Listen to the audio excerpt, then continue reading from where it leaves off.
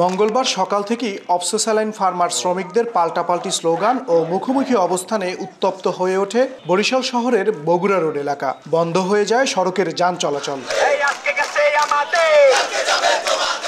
জানা যায় 18 দিনের মতো প্রতিষ্ঠানের বিরুদ্ধে আন্দোলন চালিয়ে আসছে চাকুরিচ্যুত 5 শতাধিক শ্রমিক। তাদের অভিযোগ, বিনা নোটিশে হঠাৎ করেই সবাইকে একসঙ্গে চাকুরিচ্যুত করেছে অবসোনিন। বিনা নোটিশে আমাদের চাকরি থেকে ছাঁটাই করা হয়েছে, কোনো কারণ না দেখি। আমাদের পার্মানেন্ট ওয়ার্কারদের চাকরি ছাঁটাই করার আগে কোনো নোটিশ ছাড়াই আমাদের চাকরি থেকে ছাঁটাই করা হয়েছে। তারা আসছে একটা সহিংসতা করতে, যেহেতু আমরা 18 দিন আজকে রাস্তায় বসা, কোনো সহিংসতার কাজ আমরা করিনি।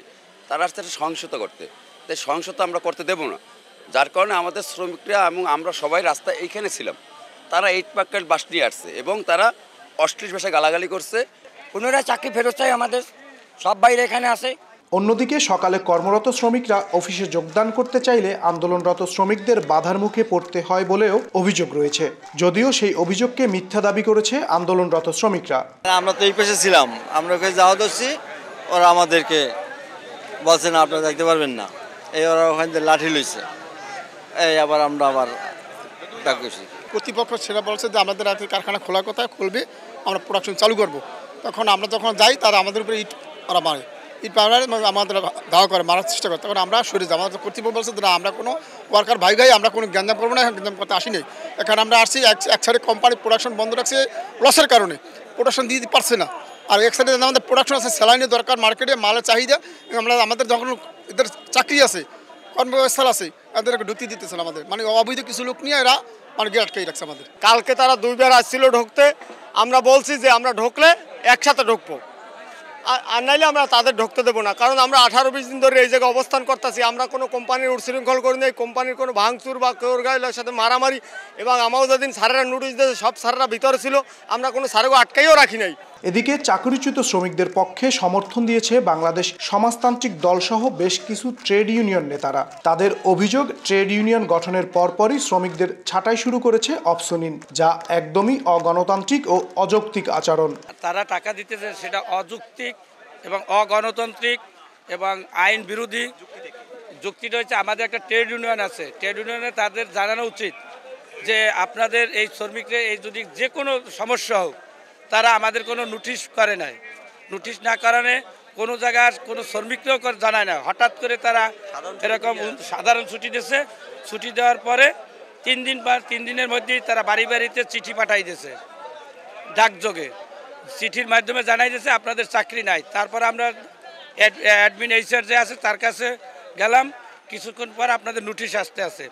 29 তারিখ আমাদের দুপুরবেলা নোটিশ যেতে আছে, পুরো স্ট্রি প্যাক তারা বন্ধ করে দিয়েছে যে এই চাকরি নাই তাদের। একটা কোনো সহিংস ঘটনা এই শ্রমিকদের পক্ষ থেকে ঘটেনি এবং আজকেও ঘটেনি। বরং মালিক যে শ্রমিকদের চাকরি আছে তারা এখানে না আসলে চাকরি থাকবে না এইটা বলে তাদেরকে নিয়ে এসে এখানে একটা হামলা করানোর চেষ্টা তারা করেছিলেন। কিন্তু শ্রমিকরা যেহেতু এখান থেকে গেটের সামনে থেকে সরেনি, সেই চেষ্টাটা সফল হয়নি। আমরা মনে করি যে এখানে একেবারে চক্রান্তমূলকভাবে, ষড়যন্ত্রমূলকভাবে 500 শ্রমিককে ট্রেড ইউনিয়ন করার কারণে ছাঁটাই করা হয়েছে এবং সেই চক্রান্ত বাস্তবায়নের জন্যই এখন আজকে হামলারও একটা পরিকল্পনা তারা করছেন। আপনারা দেখেছেন শ্রমিকদেরকে তারা নিয়ে এসে পাল্টা সমাবেশ করছেন। আমরা বলতে চাই যে এইরকমভাবে চক্রান্ত করে ট্রেড ইউনিয়ন করার কারণে শ্রমিক ছাঁটাই করাটা সম্পূর্ণ আইন বিরুদ্ধ। আমরা মালিকের বিরুদ্ধে আইনি ব্যবস্থা নেওয়ার দাবি জানাচ্ছি এবং একই সাথে শ্রমিকদের পুনর্বহাল করার দাবি জানাচ্ছি।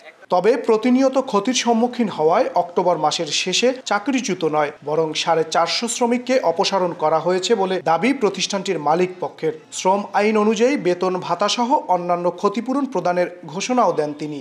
আমরা সব পাওনা দেনা আইন অনুভাবে যেটা আছে সব কিছু বুঝাই দিচ্ছি, যাদেরকে আমরা চাকরিচ্যুত না, এটা অবসান করা হয়েছে, ছাঁটাই করা হয়নি, চাকরি অবসান করা হয়েছে। কারণ আমরা অবসানে বেশি বেনিফিট দেওয়া হয় তাদেরকে, যদি ছাঁটাই করি তাহলে বেনিফিটটা কমে যায়। সেখানটায় আমরা তাদের মানবিক দিকটা খেয়াল রেখে তাদেরকে বেশি বেনিফিট দেওয়ার জন্য তাদেরকে 26-3 ধারায় দেওয়া হয়েছে এবং তাদেরকে সব পাওনা দেনা লেবার আইন অনুযায়ী, বাংলাদেশের শ্রম আইন অনুযায়ী 30 দিনের মধ্যে না, আমরা 2 তারিখেই বুঝাই দিতে চাইছি।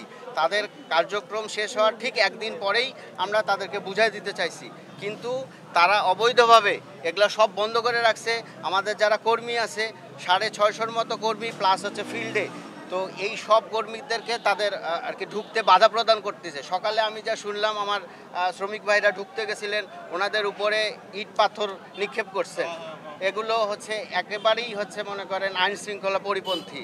তো আমরা চাবো আমরা যাতে ঢুকতে পারি। আপনারা জানেন ডেঙ্গুর যে প্রাদুর্ভাব ঢাকা শহরে বা গোটা বাংলাদেশে ছড়িয়ে পড়ছে, এইখানটায় আমাদের স্যালাইন 18 দিন ধরে বন্ধ। তো এই প্রাদুর্ভাব নিরসনেও স্যালাইনের যে স্বল্পতা সেটা ক্রিয়েট হয়ে যাচ্ছে। তো আমাদের যে স্টক ছিল সেগুলো কিন্তু ফুরিয়ে গেছে। তো আপনার এটা যদি তাড়াতাড়ি সলভ না হয়ে শুরু না করতে পারি, তাহলে গোটা দেশ একটা বড় বিপদে পড়বে। গত 18 দিন ধরে অব্যাহত রয়েছে বরিশাল অফসা স্যালাইন ফার্মার চাকরিচ্যুত শ্রমিকদের আন্দোলন। বন্ধ রয়েছে এই সড়কের যান চলাচল। মেহেদী হাসান বাপ্পি, সময় সংবাদ, বরিশাল।